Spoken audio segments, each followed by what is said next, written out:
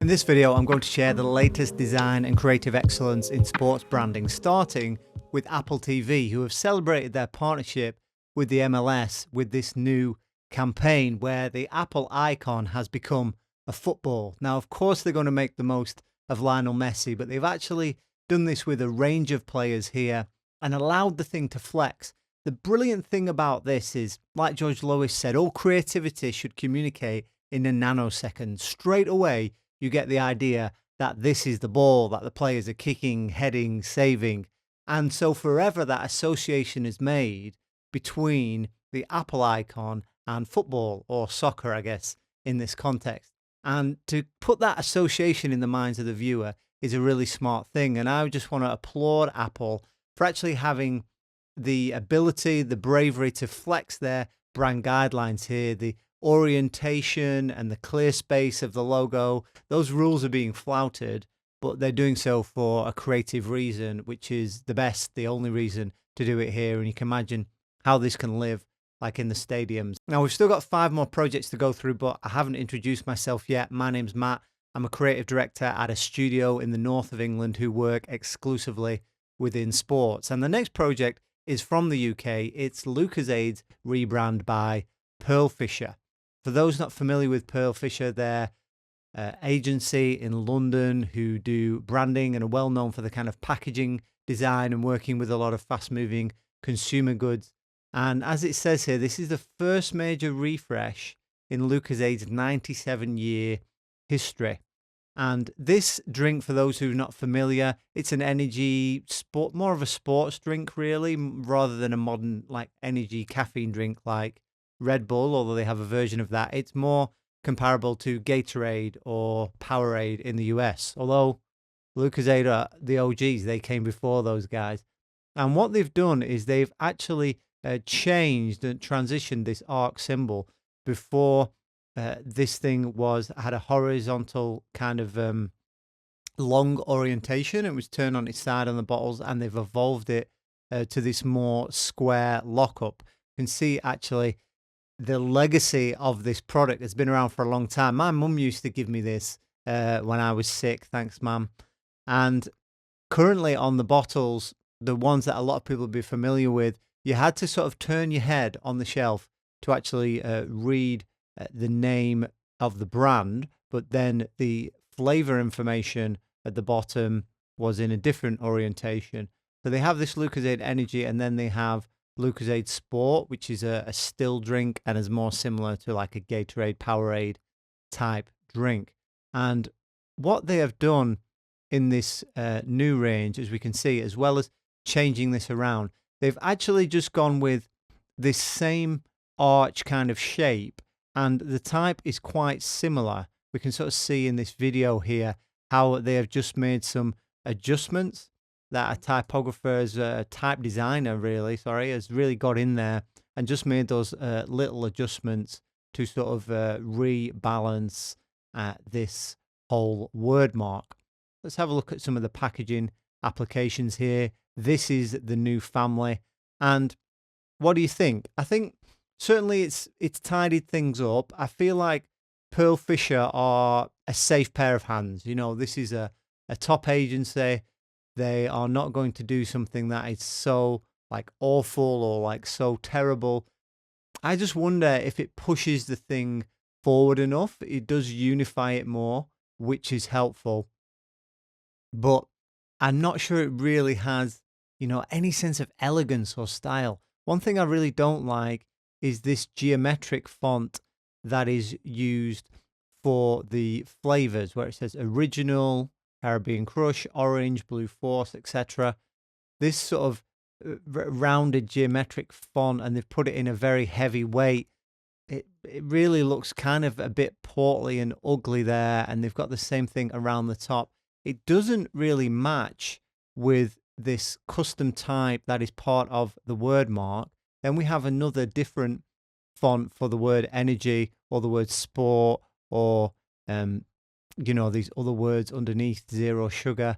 And it just seems like it doesn't really chime or sit with it. I don't really understand why they've done that. I think a lighter weight and maybe a font that had more of these sort of squarish corners and proportions would definitely work better with that. So I think that's a bit of an odd choice, but overall, definitely a good tidy up. The next project is on the Australian Football League, and it's the new franchise, the 19th team, the Tasmania Devils. And so for the island state there off the south of Australia, they have a new team. And it's always interesting when a new team comes to the fore. And it's not this guy who's the real Tasmanian Devil. These guys who I don't feel like I'd want to meet one of those in a dark night. But it's always interesting to see a new team, there's kind of like carte blanche where they can introduce something here. And you can see here at the reveal that there's the two elements. Primarily, we have got this devil illustration, which has become the emblem. And then we have this red T on the yellow field with the island shape. Now, when I first saw this, by the way, awesome Australian haircuts on these gentlemen here. Look at this kid's mullet. What a legend. It kind of reminded me, Tennant's Lager straight away, the red T on the yellow field. Although, with any sort of these basic color combinations, there's always going to be some sort of association now. These things are so, prevalent. There's so many brands out there. But in terms of the actual emblem, I think with this illustration, they've definitely done a good job of using this color scheme, and I think the color scheme works, like very kind of earthy feel. You feel like it's a very sort of natural, outdoorsy type place, Tasmania. So I think that works, and it makes the character a bit more kind of cartoonish rather than naturalistic. And they've gone for this style, which is very familiar with like American sports, like NBA team type, animal icon.